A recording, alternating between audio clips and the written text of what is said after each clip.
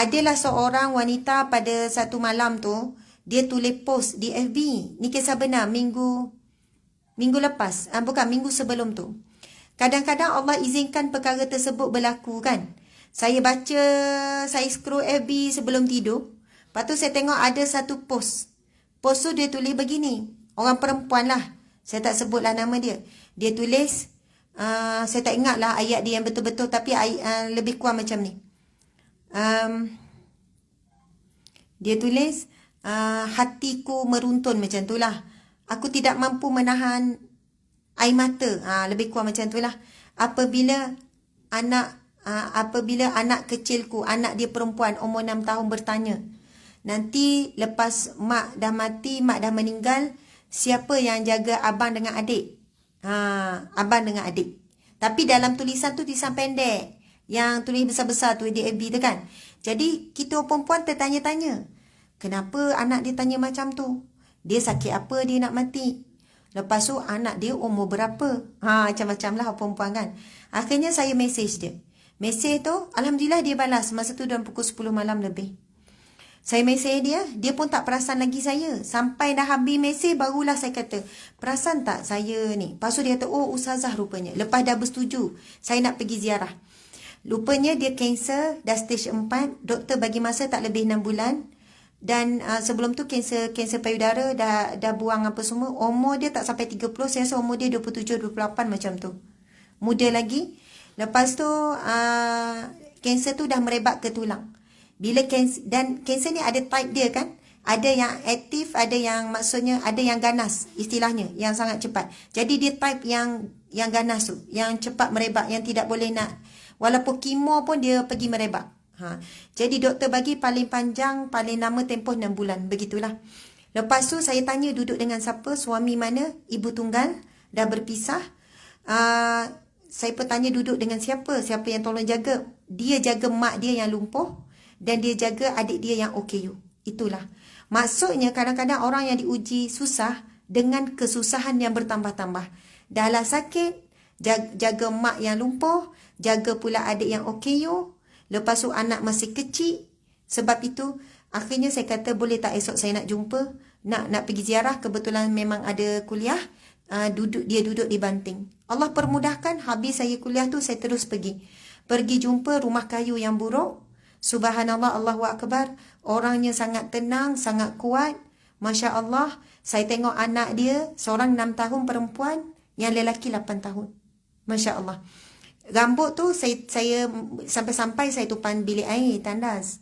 Memang ada banyak sangat rambut yang bergumpal-gumpal. Dia kata anak dia terkejut menangis. Sebab anak dia selalu tolong. Sebab dia lepas kemo apa, dia sakit kepala apa semua kan. Anak dia kata yang dia tulis tu, sebab masa tu anak dia yang 8 tahun lelaki tu urut kepala dia. Sebab dia kata sakit sangat, tolong urut. Bila urut tercabut seketul. Tercabut bukan seorang dua, tercabut terus. Anak dia terus menangis, bertempik. Sebab itulah anak-anak dia tanya soalan tu. Subhanallah, Allah Akbar. Saya memang banyak dah habis air mata masa tu dengan cerita dia. Tapi yang saya nak kongsi ada kaitan dengan apa yang kita bincang hari ini. Iaitu tentang bab zikrullah. Wanita ni nama dia apa tak ingat. Anissa. Nama dia Anissa. Subhanallah. Dia kalau kita follow FB dia cerita tentang pesakit dia tu sangat jarang. Dan sebenarnya dia dah lama tak update FB. Tapi Allah izinkan setelah beberapa bulan dia tak update, masa itulah saya baca. Dan bila pergi ziarah, Allah mengajar kita banyak perkara. Sebenarnya hati kita yang keras ni, yang susah nak menangis, yang mudah nak merungut, yang rasa ujian Allah tu berat sangat, bila jumpa orang yang sakit seperti ini, terus kita rasa ujian kita timpa sebenarnya ringan. Dan kita jumpa orang yang hebat, orang yang tidak dipuji, tak dikenali oleh manusia. Lepas tu dia cerita pada saya. Dia kata, ustazah, kekuatan saya satu, zikrullah. Kekuatan saya istighfar. Dia wanita yang baik. Bagi saya wanita yang solehah, wanita yang baik, dengan pakaian yang baik, dengan ibadah yang kuat. Masa saya borak-borak dengan dia, datanglah seorang makcik umur 60 lebih. Rupanya duduk tak jauh daripada situ, macam tok saudara dia, orang jauh, umur 60 lebih kat 70. Makcik tu datang. Makcik ni memang tak kenal langsung saya. Dia tanya, kamu siapa? Ustazah ke? Sebab pakai tudung kan. Pakai tudung bulat kan. Saya ustazah. Dia pun kata, makcik suka jumpa ustazah ni. Makcik suka dengar ceramah tapi kod radio. Makcik pernah kod dengar suara saya, makcik ni. Radio Aikim tu dia dengar.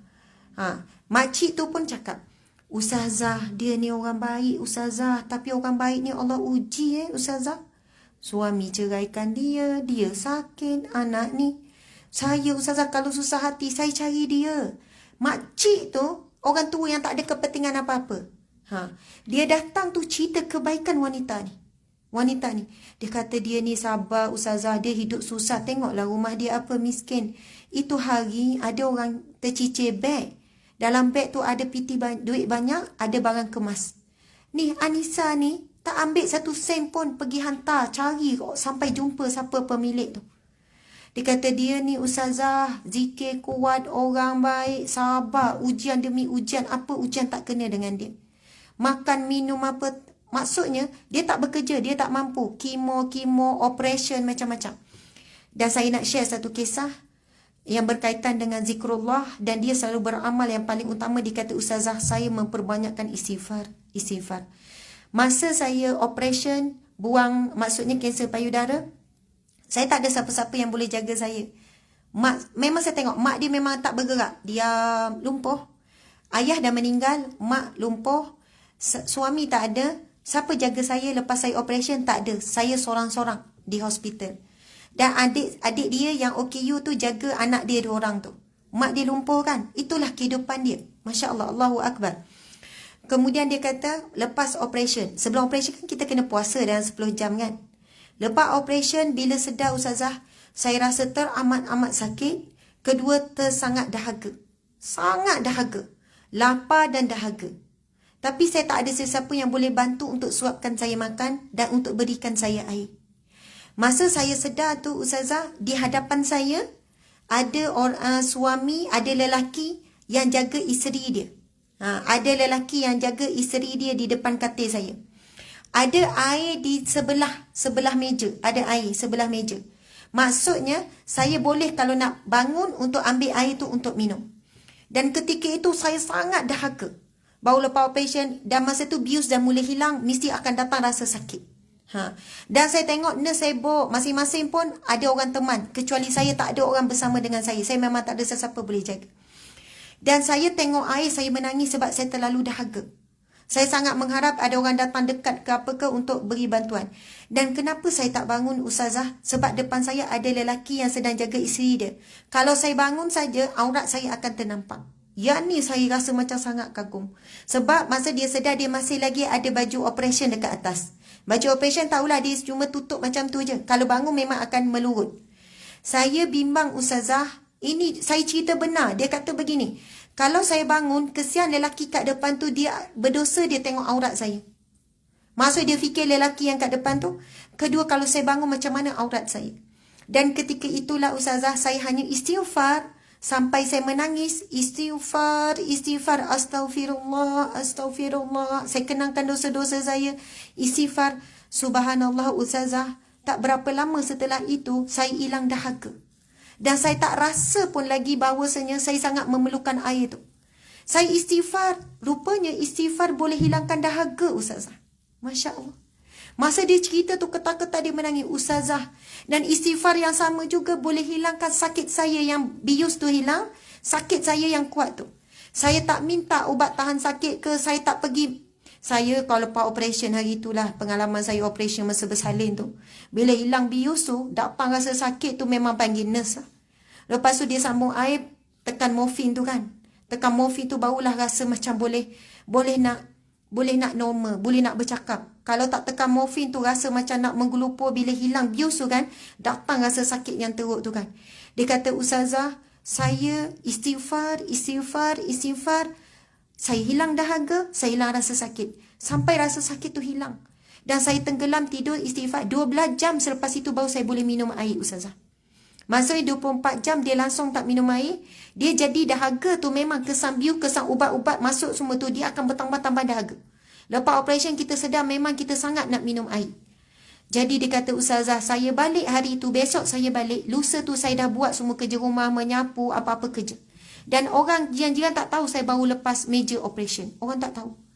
Sebab tak ada orang lain nak jaga anak saya, nak buat itu, nak buat ini, melainkan saya sendiri. Masak apa semua. Tapi saya buat apa? Zikrullah. Zikir, dia kata. Sebab itu bila kita ziarah orang sakit seperti ini, sebenarnya kita dapat banyak ilmu. Kita banyak kesedaran. Saya kata, ya Allah, mahalnya Allah nak bagi nikmat zikir, kemanisan zikir kepada Anissa. Tapi Anissa perlu menempuh ujian demi ujian. Daripada ditinggalkan suami, lepas tu sakit, kanser. Mula-mula kanser payudara, lepas tu pergi kanser tulang, lepas tu doktor bagi sekian-sekian. Nak sampai tahap rasa manisnya istighfar tu. Yang mana istighfar tersebut boleh menghilangkan rasa sakit. Istighfar tersebut boleh menghilangkan rasa lapar dan dahaga. Sebab itu Ustazah, saya syukur. Ya Allah, dia boleh cakap, saya syukur di atas segala ujian Allah. Kerana Allah beri saya manisnya nikmat istighfar. Manisnya nikmat zikrullah. Betul lah bila kita ingat Allah, Allah boleh angkat segala kesengsaraan kita. Lepas tu kan anak dia datang, duduk. Dia kata, Ustazah, anak ni yang umur 8 tahun lelaki ni Ustazah, saya pernah sebut. Saya kata, saya pernah lemah semangat. Tapi anak ni yang umur 8 tahun, dia kata dia tak sangka. Anak kata, Mak, dia panggil Mama. Mama, abang tak nak dengar Mama cakap macam tu lagi. Mama kena kuat. Mama kena banyak berdoa. Mama mesti ni.